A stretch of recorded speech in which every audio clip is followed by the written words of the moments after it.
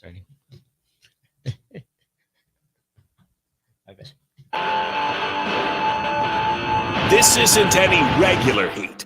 This is nuclear heat. Live from the 93.7 The Ticket studios in the heart of Lincoln, America. Bringing you the latest from the Square Circle on 93.7 The Ticket and theticketfm.com. Here is your host, Jake Bakovic. Yes, glad to be back with you here on a Tuesday night. I am Jake Bakovic, and this is Nuclear Heat on 93.7 The Ticket as we do our WWE Week in Review, and specifically this week, look forward to SummerSlam, which is Saturday, one of the biggest premium live events of the year for the WWE. Supposedly, at one point, was stuck in there at second. Over the years, I think, over the Triple H era specifically, some of these different premium live events have somewhat taken over that. I think, you've got some different cards there, but it's supposed to kind of be the second biggest event. It's interesting. The card, which we'll go over, deals with a lot of kind of the younger stars that have maybe not taken a break since WrestleMania, where you've had a few folks taking breaks since WrestleMania and maybe expecting returns there. So it's going to be a fun SummerSlam. I think the card looks good. Generally, we do SmackDown and Raw reviews, and we will do that. But I will say this about this week in wrestling: it takes me back to the Vince McMahon era, because this Raw and SmackDown just didn't have a whole lot to it as far as moving the stories forward. SmackDown was pre-taped in Omaha from 2 weeks ago, so some of our locals that went there maybe got a little bit more popcorn than maybe you usually would, with two filmings there. I did not necessarily know that, and then when they opened up, I noticed the Supernovas logo somewhat in the background. I was thinking, well, maybe they just did this recording or this particular interview early, and then once Bud Crawford came out, you just go, okay, this is what it is, and they weren't promoting that they were in a city. Usually they'll do that, let you know where they're at and in some of the surroundings to it. So SmackDown was pre-taped. Raw, I think it did a pretty typical job as far as just kind of putting the last few details into many of these feuds, but I don't think advanced them too much. So I mean, we did have some things that we'll go over: the tag team gauntlet in SmackDown, the Wyatt Six unmasking in Raw. So there's a few things that we can go over the weeklies, but really this week, and specifically this week in SmackDown and Raw, was about once again just putting the final dotting the I's and crossing the T's for SummerSlam, and that's where we are. So we'll do a big kind of a heavy SummerSlam preview show. But either way, we'll go over SmackDown and Raw as well. Augie Pena in here, my tag team partner here on Nuclear Heat. Augie, how have you been enjoying your wrestling? It's a mixed bag. Like you said, SmackDown's been, I think this is probably some of the worst storytelling just shows for SmackDown I remember in recent memory. Raw, I thought, keeps hitting, but this week it kind of just was, like you said a little bit earlier, just kind of getting ready for SummerSlam, just kind of moving the storylines around. So I'd say like SmackDown, probably like a 3 out of 10. Raw, probably like a 7 out of 10. But I'm excited for the SummerSlam card because of the build up, the matches they do have. They're trying to make us maybe second guess some of our predictions on who would win, and things like that. So yeah, like you, I was very disappointed with SmackDown. Almost missed it all just because it was essentially the same thing as when it was here in Omaha live, and things like that. So yeah, that's about where I'm at right now. Yeah, and we'll see. Sometimes they can do a good job. There, of course, will be a SmackDown before SummerSlam. They can do a good job of trying to get some of the other surrounding stories involved, or really getting some heat for that night. They're in Cleveland, bleeding over to SummerSlam. So we'll have to see. Maybe they'll get kind of something going there on Friday night. But I imagine by this time next week, we're going to be talking mostly about the SummerSlam and in Raw, which is also interesting because that's been moved to Sci-Fi just because of some of the Olympics and what they're doing there. There's a lot of expected changes in surprise appearances, and yes, you can call them surprise appearances even when we expect them in wrestling coming at SummerSlam. And I wonder, just because the show after SummerSlam is on Sci-Fi, if they're going to dial it back a little bit there. So it's kind of interesting to see what WWE does. Of course, Netflix around the corner in 2025.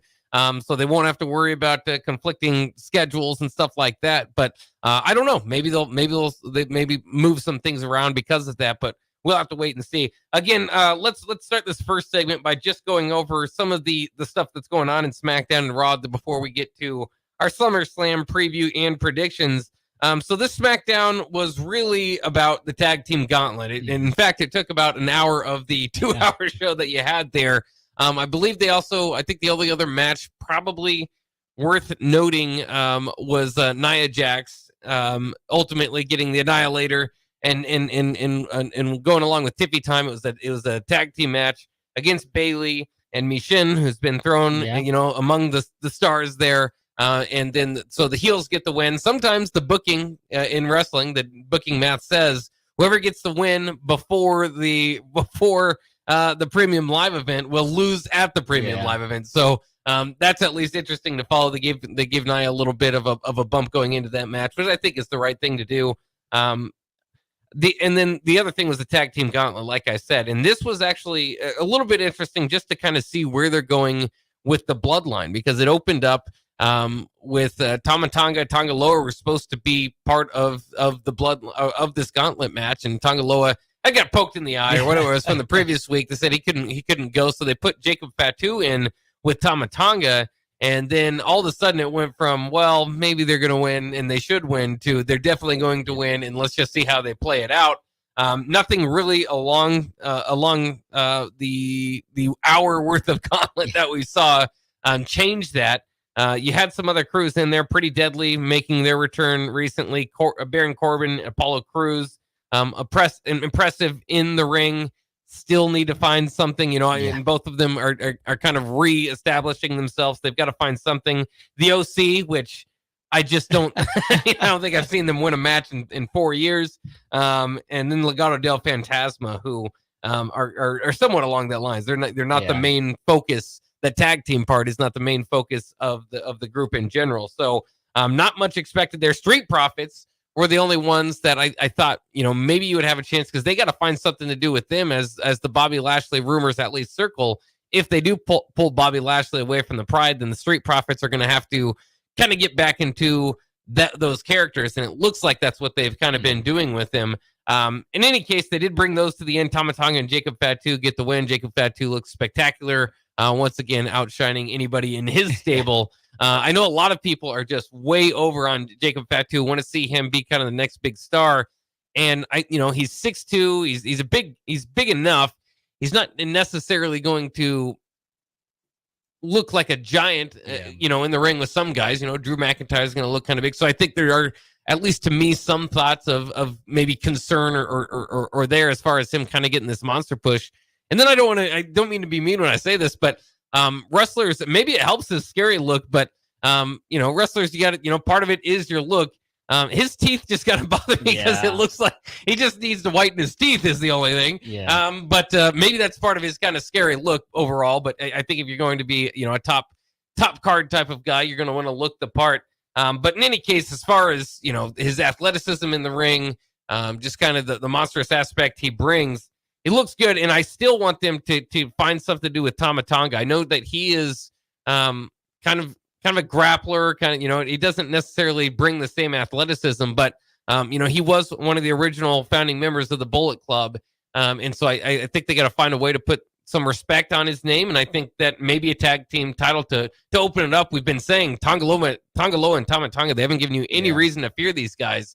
Maybe the tag team titles could certainly help. Yeah, I think that'd be a good direction for them. Maybe further along, like you said, this Bloodline storyline, because it's just not really doing it much. The Solo and Cody aspect of it, which I'm pretty sure that was made official, right? They're gonna wrestle for that on there. And I didn't realize Jacob is only 6'2". I know to us that's taller, but you're right, he's not a giant. Right. He looks like he's a giant compared to the other guys. Because the other guys are like more our height, but so that might be something in there. But he looks really good in the ring there. This SmackDown just had a really hard time maintaining my attention throughout it all. I had it on, watched it. It was fine wrestling. Like you said, I forgot Baron Corbin and Apollo Crews were still on the roster. Those are two guys you just never see there. So you got to go with those two from the bloodline. Kind of taking it all off. And this was an episode for the. It sounds horrible because this was an episode for the tag team championships, right? The gauntlet. Yeah, and to go against DIY, I believe on Friday. Yeah, and first off, before the show, I had to ask you who the champions were because I forgot it was DIY. I still thought it was A-Town Down Under on there, and it's sad because this show focused around it, and I would say this is probably one of the weaker SmackDowns we've had in a while. Well, and it's just a lot of these titles, as we were talking before the show too, are being represented, and they've done an okay job at highlighting the tag team titles over the last couple of years, especially main event WrestleMania, not this past WrestleMania, but the one before that with the Usos going up against Kevin Owens and Sami Zayn. But it hasn't been sustained, the respect for those titles. They kind of get passed around. Judgment Day has them, loses them, gets them back, loses them, gets them back. It was just kind of like, okay, this is, and it has, at times in the modern era been kind of a TV title, right? Yeah. You're going to change those things on SmackDown, Raw, pre-shows, stuff like that. But I think the Bloodline could definitely elevate it. And if they have the Bloodline have it, basically beat DIY, and they keep it on Judgment Day, then I think your two best stables at least have the tag teams. And so, they at least have opportunities to kind of bring those back. And once again, I don't know if this is the plan, but if Tama Tonga and Jacob Fatu gets it, you expect a dominant run, because they don't want to bury Jacob Fatu at any point in time, anytime quickly. And like I said, they need to get Tama Tonga a little bit over. So I think this could be a good thing. If DIY somehow beats the Bloodline, it does give credibility to them. I think they're kind of a good story. I think that they're best as a tag team. They're smaller guys, DIY. But I don't know if they're top of the card. And it happened really quick. Like, I wouldn't say really quickly for them, but I think they could have just, built that up over time. I guess the real problem here is that A-Town Down Under had it from the beginning at WrestleMania, which was a surprise that night because they didn't quite seem like they're going to be the top of the card in tag team either. So we'll see what they do here. I think you almost have to get it to the Bloodline. Yeah. And then like I was saying, maybe you'd have the Bloodline and the Judgment Day each have it, but man, the Judgment Day is going to have a hard time looking the same on Monday as it does now. So you just wonder if they're going to stick with that too. So I don't know. Maybe they give a little bit more prestige. I know Gunther is looking to give prestige to the big belt, but if they're looking for more prestige for the tag teams, I think the Bloodline's the right way to go. Yeah, no, I agree with you. They're too exciting, or can be exciting with the storyline there. And like we said, it just really adds to the Bloodline as well, because then, they have two titles, and that kind of helps because we know Solo's not beating Cody, well, I mean, I don't know. It'd be a huge shock. Well, with everything, that might happen at SummerSlam there, but then they have a little bit of credibility on it, and I like that. The Bloodline and the Judgment Day, the two factions that have kind of carried each brand, for a couple of years now, having them at the same time there, just like you said a couple shows ago, just a shame they've never really gone at it. Because can you imagine? I mean, if somehow Solo ends up with the title or something like that, and then they kind of, clash there, getting a little ahead there, but it could be fun on there. But man, I'll go back to this. Jacob Fatu looks like the real deal. Just match wise, he just for not being as big of a guy, he certainly knows how to throw his body around, and good addition to the Bloodline there. Absolutely. I mean, he's outshining Solo at this point, as we all say. But the only other thing notable, I think, from SmackDown than what we've mentioned is Terrence Crawford knocking out Austin Theory. Yep. And it was kind of cool. They give Terrence Crawford, who the previous taping, I suppose it was all at the same time, but the previous episode of SmackDown was just kind of ringside and helped out Cody Rhodes, giving him a chair and all that. But to actually get his entrance, get him in the ring, and to do it in Omaha where you know there's a bigger crowd for him, all a good idea. Because Terrence Crawford, I have a hard time reading in general too. I know boxing fans love him, know him, right? I know people in Nebraska love him and know him, but I think a little bit of extra publicity and the WWE is always one way to do that, can kind of get him over a little bit more in the sports world in general. Yeah. So I think it's good to see Bud Crawford in his hometown getting in the ring. Yeah, and by the way, he is the number 1 pound for pound boxer in the world. Right. On there. But yeah, boxing just doesn't reach, as many people, and the WWE can be a good branch for him. And did you see he kind of looks awkward? He kind of looked like, yeah, he was cool to be there, but like he didn't really want to be there. He's not maybe a little nervous. He's not a natural on there. But man, if you watch some of his fights, he's a natural in that ring. He'll knock somebody out there. He is, but I think just in general, not being a heavybeweight, I think fans love heavyweight boxing, where you're going to see, so he's a little bit on the lighter side. And again, this is, anybody that is a big boxing fan knows what he can do. I think his fight against Errol Spence certainly brought up okay, there's some namesake to him.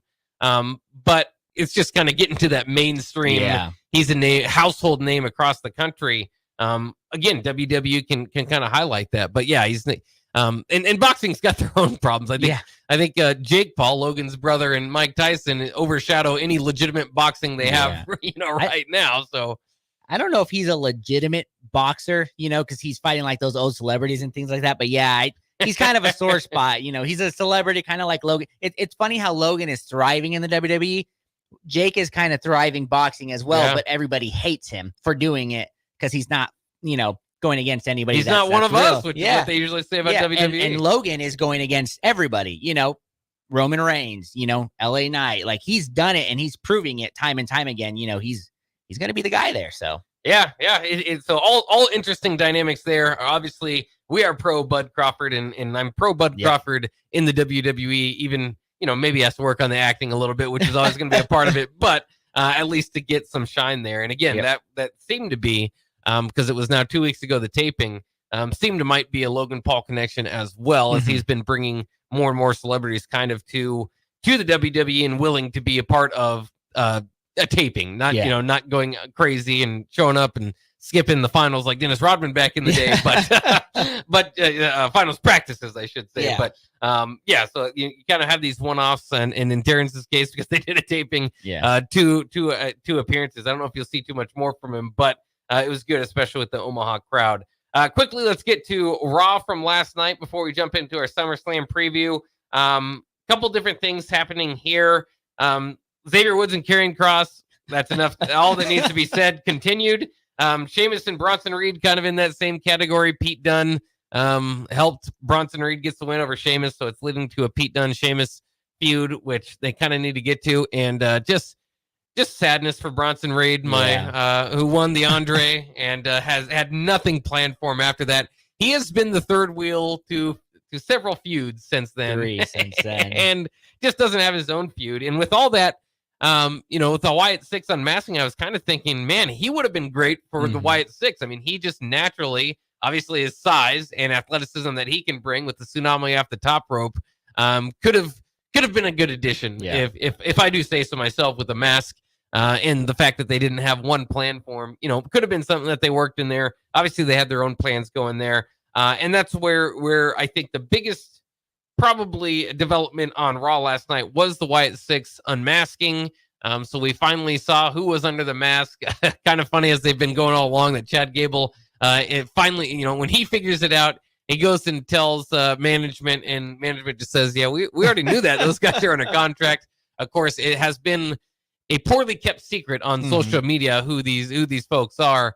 But it's kind of interesting. I mean, it's always interesting what they're going to do with the Wyatt Six, because it's such a difficult thing to do, difficult thing to get over. Just got this horror movie theme that Bray Wyatt did so well. Now they're going at it with Bo Dallas, and they still kind of have the videotapes. I wonder if they pivoted on those because they're still airing them, but they're just kind of to take up some promo time. I don't know if that was the plan for a while, was to do that and then they kind of noticed, hey, we're losing some steam. We need to get these guys out there. So they did go out there and unmask and went at the Creed brothers.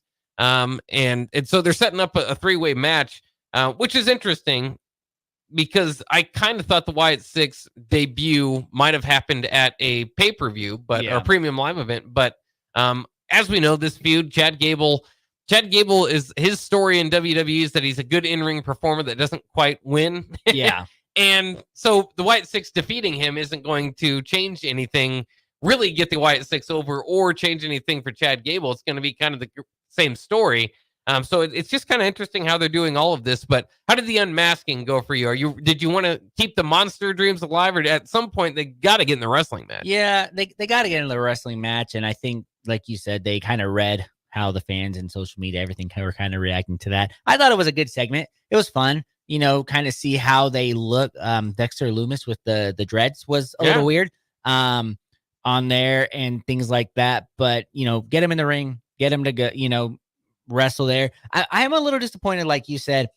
It feels like they're going to be stuck in the mid card, whereas they kind of, when they debuted, we talked about it. Did they attack Cody, Gunther, things like that, like who they attack, and they're kind of going after Chad Gable there.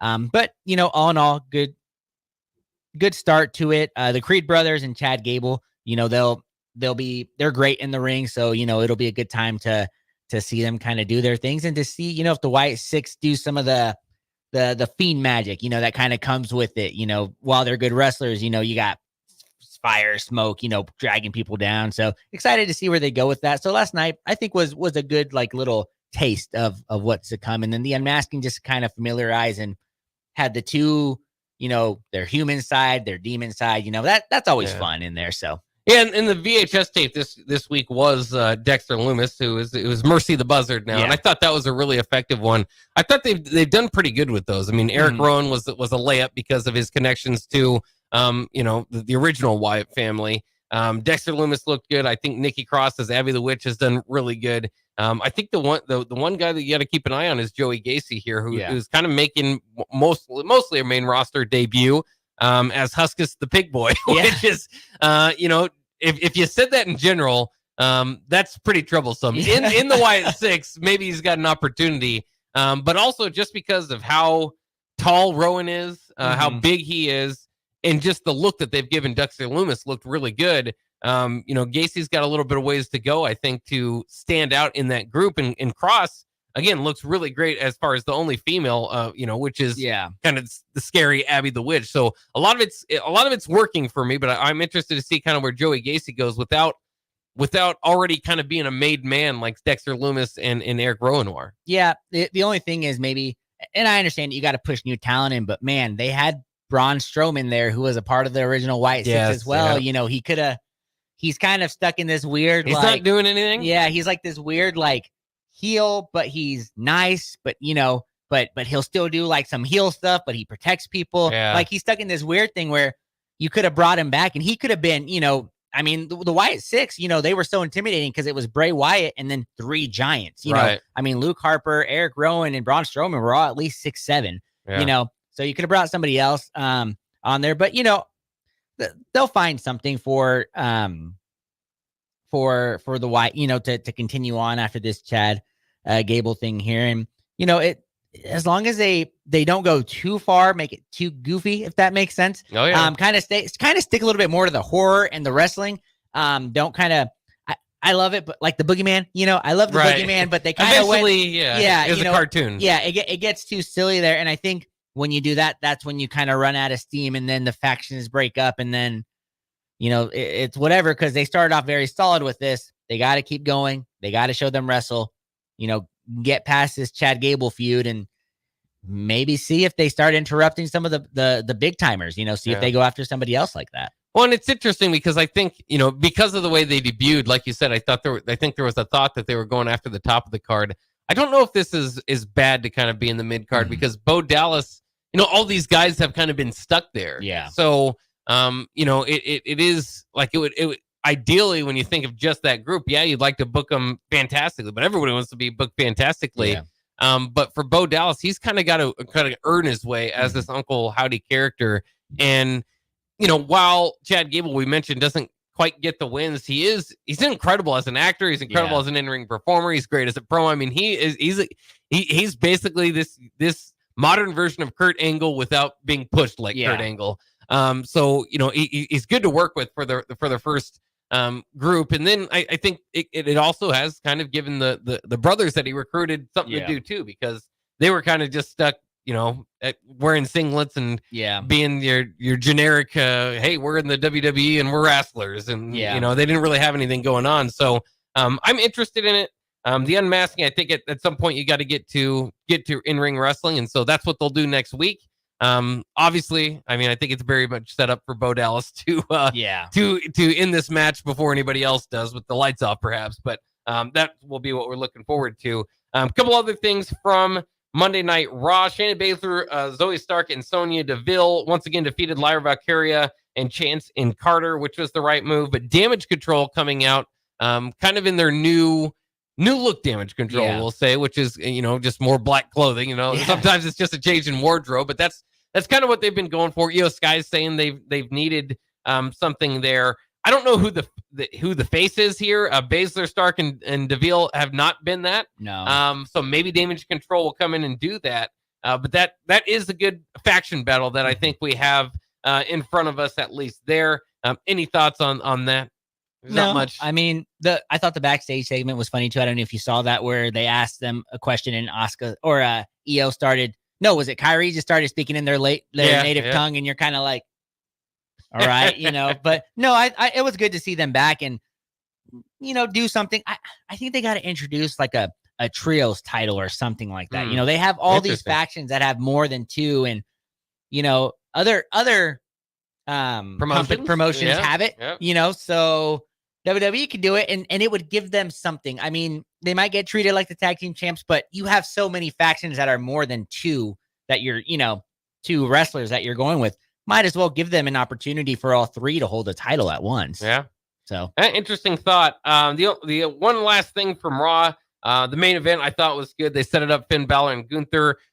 We kind of, again, Judgment Day, we might see a very different Judgment Day by Monday. And if so, they kind of had a fitting into their backstage segments, because Liv got in there. She's been able to get in there. R-Truth's been able to get in there. I don't know who their security is, but then they might need to find a new guy.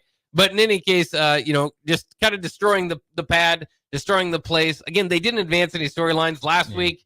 The Judgment Day members were not able to beat Sami Zayn and Jey Uso. Hey, let's do separate singles matches where they're also still not able to defeat these guys. Yeah. Again, didn't really advance the story there. But what they did do here is really set up Dom to be looking like he's on Rhea's side, which at a certain point a couple of weeks ago you didn't know. That might be setting you up for the old surprise at SummerSlam. But I think they did a good job, good promos there from both Liv and Rhea. But Liv specifically, basically burning down anything that has to do with Dom. And then Gunther and Finn Balor put on a heck of a match, and there's still storytelling of Finn Balor. How's he going to feel? Could he be somebody that gets in Damian Priest's way on Sunday because he wants to do these things on his own? Priest eventually did come out. This was after the match, after Finn Balor was being choked. So at a certain point, maybe you do accept some help there. But they've got some storytelling that they can do with, they can work with there. And of course, ends with Priest and Gunther brawling, which is never a wrong way to go into a premium live event. Yeah, and they made Priest look really strong there at the end. Really going in for the save on there, and Carlito's just gold. On there too. There's a point, where they're like, okay, Carlito, go take care of Jey Uso, go make the match. Carlito sets up, sets up the wrong man. And they're like, what are you doing? And it was great. Like you said, it was great. I really do hope it's not the end. Man, they got me cheering for Damian Priest to keep that title. I know it's going to be Gunther, but I don't want the judge. Like, I know things have to happen, to get the Finn Damian, but can you just imagine if it's for that title, the turn, and he helps him, and then he turns on him again, and man, there's just so much. And like I said, they've been making Damian look strong, against Gunther. This is one of the matches I'm really excited for SummerSlam. They did a good job there. Yeah, well, and there are feelings, and I'm a big Judgment Day fan myself, of wanting this to last longer, wanting to see it further. But sometimes it is strike while the iron's hot, right? I mean, and that's kind of where it feels like, okay, if they're gonna have this story that bleeds into WrestleMania, this is the story of the year so far, or one of the major stories of the year so far. So you got to go with it, and you got to remember also in wrestling, just because a pair breaks up doesn't mean they'll never get back together. They could always get back together. So there is that. All right, let's take a quick break. We'll get into our SummerSlam preview, kind of talk about what we expect on Saturday from one of the biggest premium live events of the year for WWE. We'll do that next on Nuclear Heat here on 93.7 The Ticket. Football season is nearly here, and your long wait for year 2 of Matt Rule is almost over. Gear up for the season with 93.7 The Ticket's coverage of Big Ten Media Days from July 23rd to the 25th, live from Lucas Oil Stadium in Indianapolis. Jay Foreman, Amon Green, Adam Carricker, Chancellor Brewington, Derek Pearson, Steve Sipple, Jake Sorensen, and Nick Sainer will be in Indy for our shows Tuesday through Thursday. Getting the latest news from Nebraska and everyone else around the conference. Coverage of Big Ten Media Days is brought to you by 1890 Nebraska, Stevens and Smith Construction, The Complex, Warhorse Casino, and Riddles Jewelry. Mario fue pintor más de 30 años. Cuando me dijo que se le estaban olvidando las cosas, fue difícil. Un día me dijeron que pintara el marco del lado por dentro y pinté el lado de afuera. Yo le diría a la gente que le diga a su familia lo que está pasando con él. Si algo se nota diferente, podría ser Alzheimer. Es momento de hablarlo. Visita alz.org/nuestras historias para saber más. Un mensaje de The Alzheimer's Association y The Ad Council. The Nebraska legislature will soon meet in special session and may consider a vote to raise consumer prices by imposing a sales tax on advertising. Nebraska's small businesses would be hit hardest, forcing them to raise prices, meaning we'd all pay more for the things we need. Contact your state senator and tell them no ad tax. Visit noadtaxnebraska.com to find your senator's contact information. That's noadtaxnebraska.com. A message from the Nebraska Broadcasters Association and this station. Whether you like fishing together or fishing to get away, for the thrill of reeling in a big one, or just going out to have a good time, on the banks of your local pond, at a bend in a river, or on one of our many lakes and reservoirs, you'll always find the perfect place to cast a line. Here, beneath Nebraska skies. Start planning your next fishing adventure today at letsfishnebraska.com. Sponsored by Nebraska Game and Parks, aired with the Nebraska Broadcasters Association and this station. Your child was embarrassed when you arrived at their basketball game. 75% of parents or guardians report current alcohol use. Drinking alcohol can cause harm to children and loved ones. By drinking less, your child will be excited to see you at their basketball game. If you or a loved one is looking for help, find a treatment facility near you at findtreatment.gov. For immediate support, call, text, or chat 988. Brought to you by Nebraska DHHS in partnership with SAMHSA. Victor deployed for the first time to Afghanistan in 2003. At 4 a.m, my phone rang.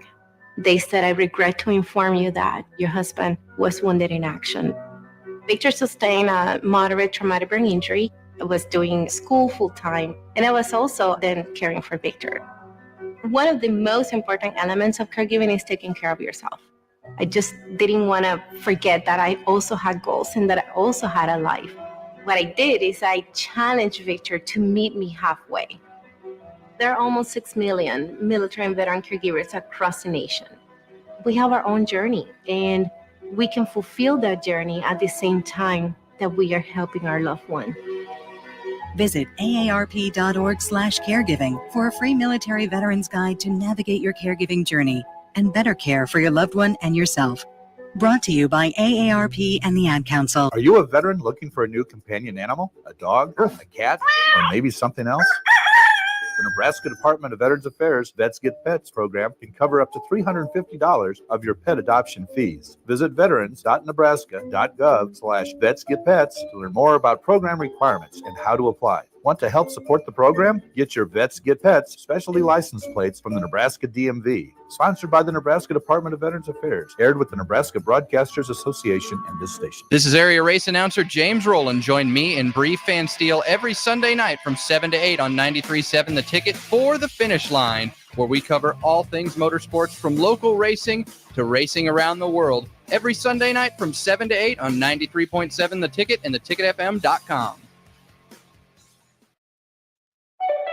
Back to Nuclear Heat with your host, Jake Bakoven, on 93.7 The Ticket and theticketfm.com. Happy to be back with you here on a Tuesday night previewing SummerSlam, as it is time for one of the biggest premium live events in the wrestling calendar for WWE, and we've got the great lineup set up for you. So we'll kind of go through some of these matches here in the next two segments. Once again, I'm Jake Bakovin, joined by my tag team partner, Nuclear Heat contributor Augie Pena. And there's plenty of matches, plenty of places to go down this card. I think they've done a good job. I don't think there's a popcorn match. I think I'm interested in all of these matches, and most of them with a world or some sort of championship on the line. The one that does not have that is CM Punk and Drew McIntyre, which is a blood feud that has been kind of been told through several premium live events and just the weekly episodic television.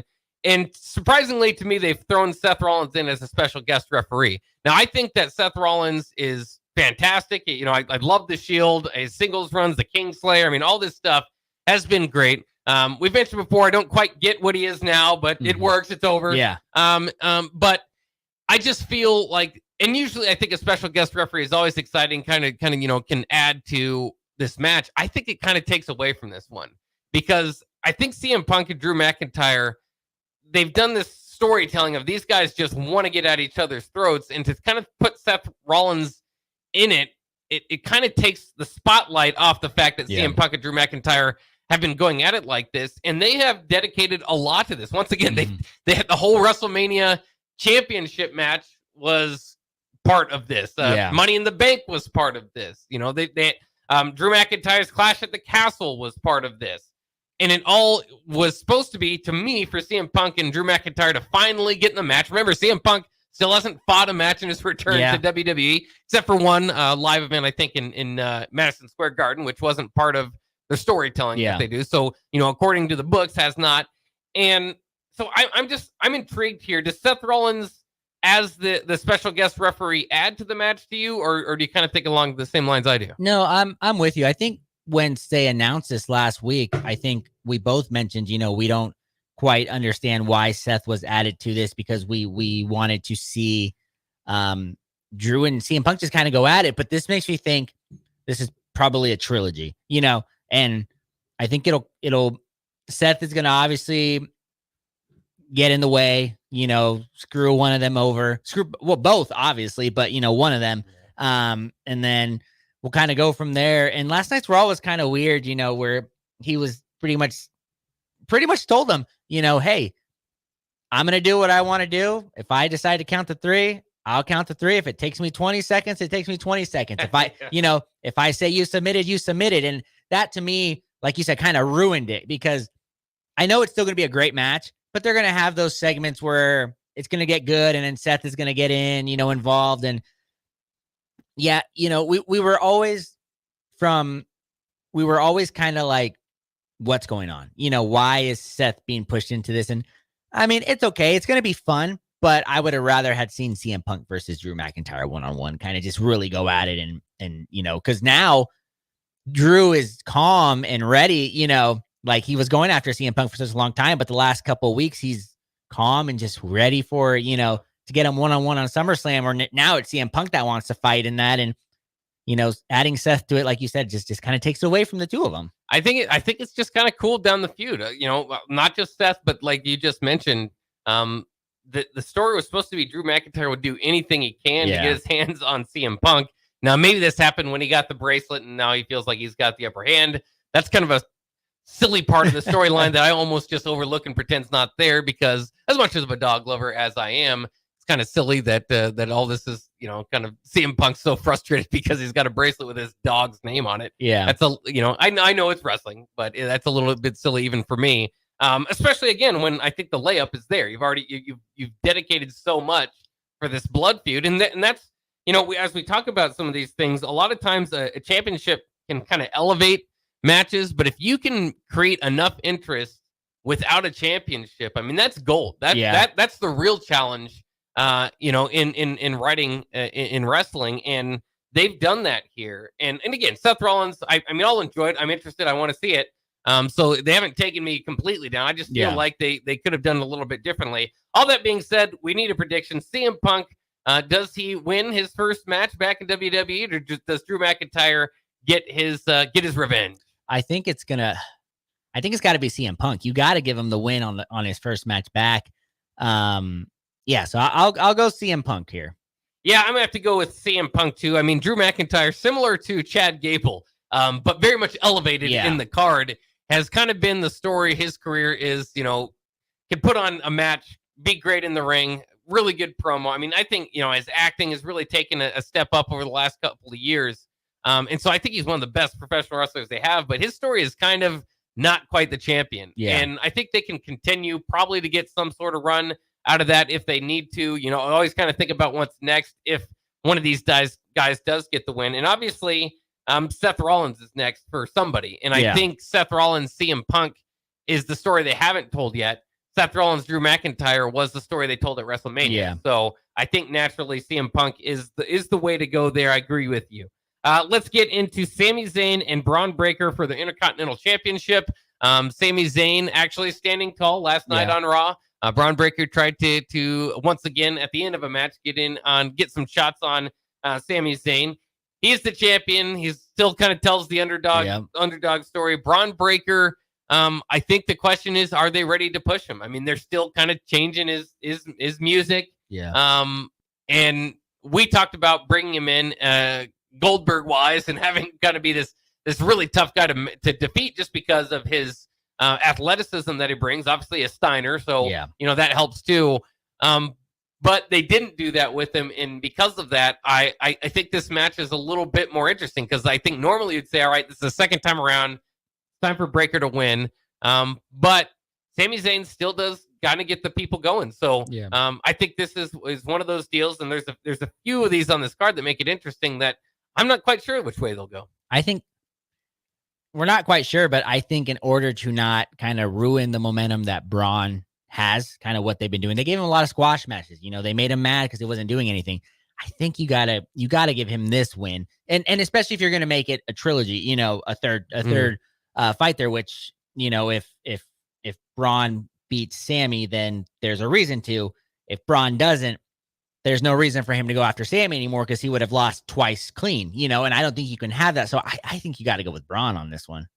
I would like them to go with Braun. Yeah. I don't know if they necessarily will. I think the Sami Zayn again, they had him defeat Gunther at WrestleMania. And so has he done enough to make it worth that? And I don't know if he quite has yet. I think that they're, naturally what we're talking about, like, what do you do next with Drew McIntyre? Man, I think there's a few guys that are around in that intercontinental title picture that you could throw in there anyways that could elevate it.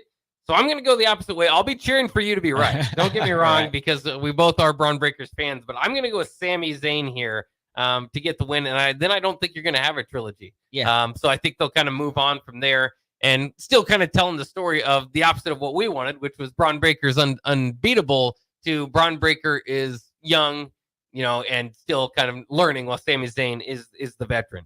Let's get one more match before we take a quick break here. And that is, we did an Intercontinental. Let's do the U.S. Championship between Logan Paul and L.A. Knight.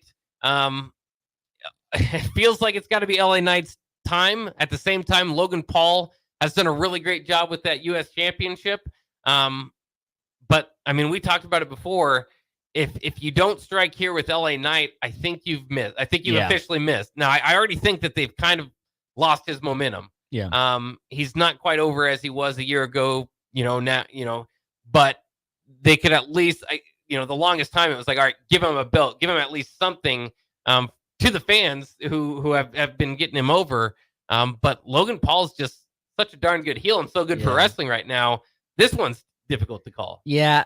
As you know, I want it to be LA Knight, but to me, unless Logan Paul's going to go away for a while, which I don't think you can have on the SmackDown card because he is kind of SmackDown right now. I know Cody Rhodes is there too, but if you're not going to elevate him to a world championship picture, or he's going to, like I said, going to go away, I think unfortunately he's going to have to retain to keep him around, a good reason there. Unless they go, because I feel like this LA Knight Logan Paul feud has been going on for a very long time, and Logan's just always winning, right? So you could extend it, have LA Knight win, and then rematches, things like that. Which is it Bloodsport the next the next big pay-per-view? Is that what they're calling sure it? What they call it. Bloodsport's kind of an offshoot of wrestling where they've got kind of some different stuff going on. I don't remember what the next Bloodline something. Something in something Atlanta bloody. or something like that. Yeah. Sorry if it's not Bloodsport. It's probably not. But maybe it goes from there. But my heart says LA Knight, but my wrestling head says it's probably going to be Logan Paul retaining. Interesting, because I'm kind of on the opposite. I like the heels. I love Logan Paul. I love what he's doing for the business. I think the best decision moving forward, and this was without LA Knight's mind, everything I just went through with LA Knight, it's not good for LA Knight. Yeah. But I still think what's best for business is Logan Paul. But I think what you said might be a deal. I don't know. He's a busy guy. He's got a lot going on outside of wrestling. He's put a lot of himself into it. I'd love to see him be the next Miz. Yeah. Be a guy that does end up being a full-time roster guy. But I don't know if he's ready for that. And so I think that I think they've got to go with LA Knight here. Otherwise, in wrestling, they do. It's good to get two guys or two gals in a feud where you go, I just don't think one of these guys can afford the loss. Yeah. That puts more stakes on the line. But it really does feel that way for LA Knight. I mean, and it's not that they can't give him a belt. It's that, by the time you do, you've already kind of missed. I kind of think they did that a little bit with, Bray Wyatt when they eventually kind of give him the big belt. They've just done that before with Axe over time. And I think I think it might already be that with LA Knight. But if there is a third strike, this is it. He's got that opportunity here. So I'm actually going to pick LA Knight and cheer for Logan Paul. I'm going to pick Logan Paul, but, cheer for LA Knight. Don't worry. If LA Knight wins, you're going to get a fun text that comes with it on Saturday. So. All right, let's take a quick break here. We'll return with our final picks. Of course, a lot of big matches. Bayley and Nia Jax, Rhea Ripley and Liv Morgan, Damian Priest and Gunther, and Cody Rhodes and Solo Sikoa still a part of our preview coming up next year on Nuclear Heat. Victor deployed for the first time to Afghanistan in 2003. At 4 a.m, my phone rang. They said, I regret to inform you that your husband was wounded in action. Victor sustained a moderate traumatic brain injury. I was doing school full-time, and I was also then caring for Victor. One of the most important elements of caregiving is taking care of yourself. I just didn't want to forget that I also had goals and that I also had a life. What I did is I challenged Victor to meet me halfway. There are almost 6 million military and veteran caregivers across the nation. We have our own journey, and we can fulfill that journey at the same time that we are helping our loved one.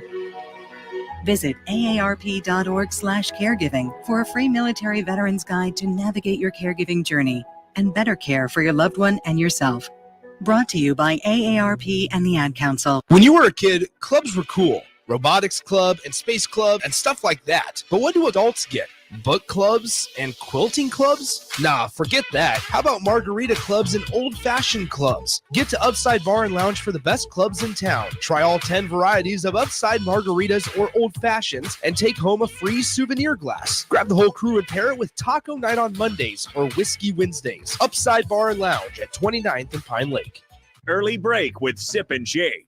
I'd never turn it off. I'd never turned it off. I would never turn it off. I go flat 9. Ooh. I like it. I just love the sound of it. I'd turn it off. I'd walk to a different bar. I wouldn't. Seriously? It's horrible. It's horrible. Bill, what is the why? It's a 194. Why? It just doesn't. No, it's that's the biggest despair we've ever had. Yeah, it's a 194. Nothing. There's that one good thing about that song. Well, I've never questioned you more in my life. Early break with Sip and Jake from 6 to 8 every weekday morning on 93.7 The Ticket.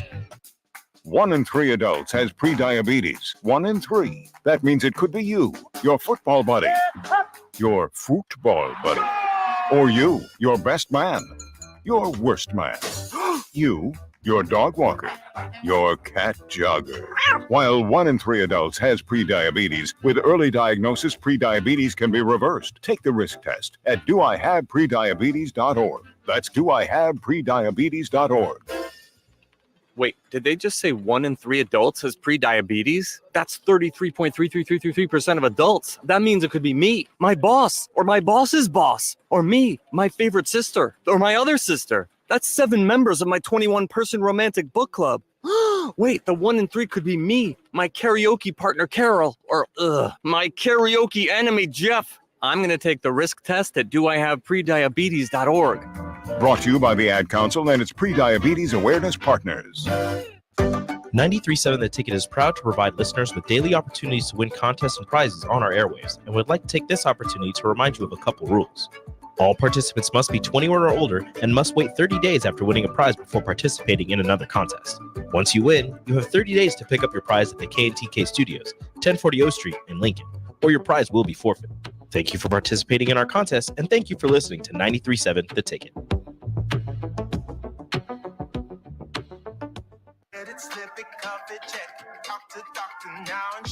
I get it, slip it, cuff it, check it twice a day. I get it, slip it, cuff it, check it in the morning and before dinner. I get it, slip it, cuff it, check it, and share it with my doctor. Nearly 1 in 2 U.S. adults have high blood pressure. That's why it's important to self-monitor your blood pressure in 4 easy-to-remember steps. It starts with a monitor. Now that I know my blood pressure numbers, I talked with my doctor. We're getting those numbers down. Get it, slip it, cuff it, check it. Talk to doctor now and share it. Be next to talk to your doctor about your blood pressure numbers. Get down with your blood pressure. Self-monitoring is power. Learn more at manageyourbp.org. Brought to you by the Ad Council, the American Heart Association, and the American Medical Association, in partnership with the Office of Minority Health and Health Resources and Services Administration. With the planet. Back to Nuclear Heat with your host, Jake Bakoven, on 93.7 The Ticket and theticketfm.com. We're wrapping up Nuclear Heat for the week. We've got a few matches to preview going into SummerSlam. We've only got a few minutes, so we need to get to it rather quickly. Bayley and Nia Jax, WWE Women's Champion. Of course, Tiffany Stratton with the Money in the Briefcase, Money in the Bank briefcase, weighing in late here. So this could be a deal where she ultimately comes out the champion. Bayley versus Nia Jax, so you can only pick one or the other here. Yeah. Maybe a cash-in.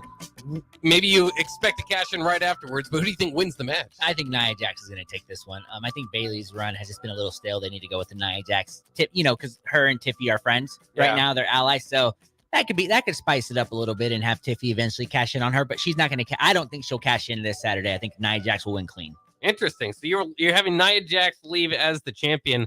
I will agree with you that Nia Jax wins. I do think Tiffy does cash in and leave as the champion. So a little bit interest there. I definitely think she'll at least be ringside. So we'll see what happens there. But Nia Jax, I've talked about Drew McIntyre and some of these guys that don't usually quite win. Nia Jax has kind of been built up to be the unstoppable force that gets stopped right before her ultimate goal. So certainly a win here could help Bayley in her championship run.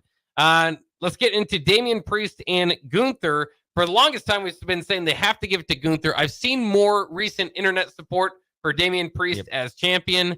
And WWE can always make a change here.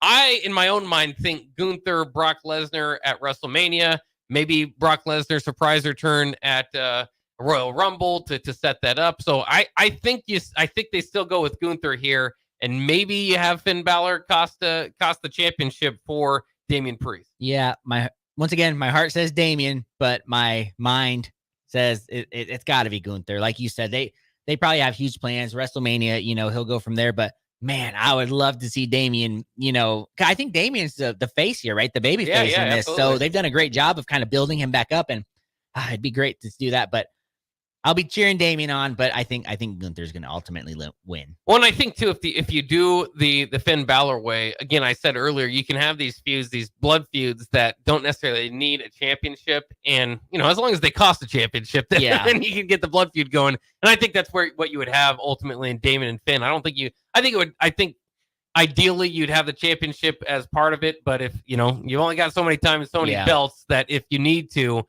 that doesn't necessarily have to be championship on the line. All right, let's get into there are two more most intriguing matches here. I think we'll go with Liv Morgan and Rhea Ripley first.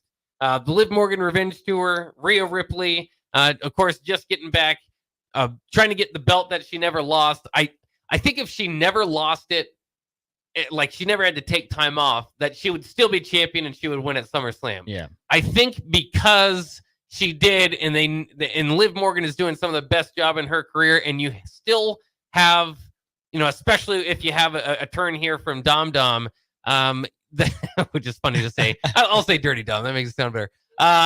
If you have a turn there, then you still got a lot of mileage on this feud, and because of that, I think Liv Morgan wins. Yeah, I agree. I think Liv is going to win this one. I think it's going to go the distance. Maybe 2, 3, 4 matches. I don't know how long, but I don't think it's going to necessarily be a Dom turn. I think it's going to be an accidental Dom interference that costs Rhea in a way. And then you got something going where he didn't mean to, but Liv wins. And then you've got this storyline. So I think the writing's on the wall. Liv's going to retain. Rhea's going to probably out wrestle her, but Dom's going to be dumb, get in the way. Liv's going to take advantage. Boom. You got it right there. I'll still be cheering for Rhea Ripley.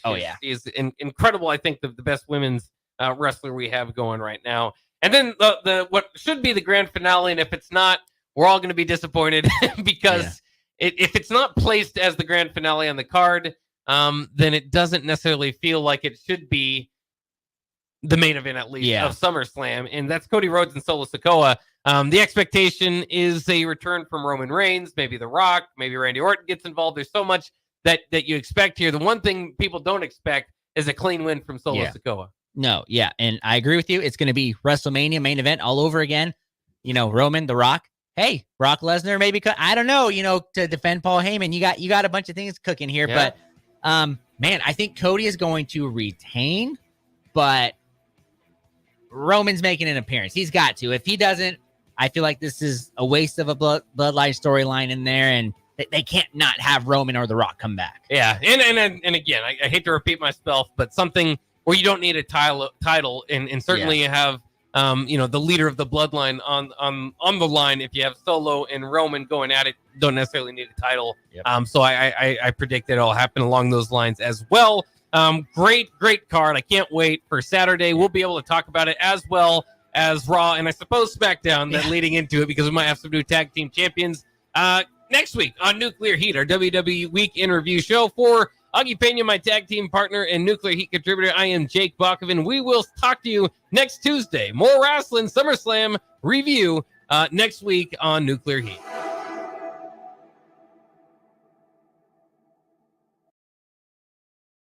Planet Fitness Black Card, you don't just get a great workout, you get a great perk out, because your membership is packed with perks. For $1 down and $24.99 a month, you'll get perks like access to any of our 2,400 clean and spacious locations. Bring your friend anytime and both work out with tons of equipment that'll give you that big fitness energy. Relax in the Black Card spa and more. Work out and perk out with the PF Black Card. Join for just $1 down and $24.99 a month. Hurry, this deal ends soon.